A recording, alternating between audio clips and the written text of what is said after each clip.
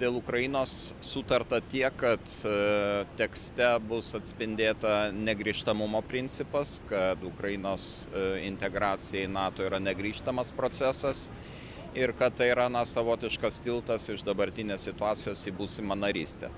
Žinoma, kad tiems, kurie nori pakvietimo čia ir dabar, tai yra pernelyg maža, bet tai yra tas kompromisas, kurį NATO galėjo pasiūlyti ukrainiečiams ir ukrainiečių pusė su tokia teksto redakcija sutinka.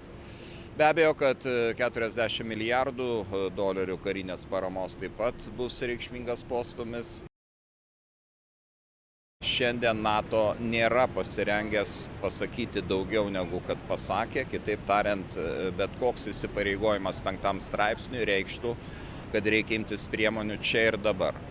Kaip tai padaryti, jeigu net ir karių siuntimas į Ukrainą kol kas yra tabu.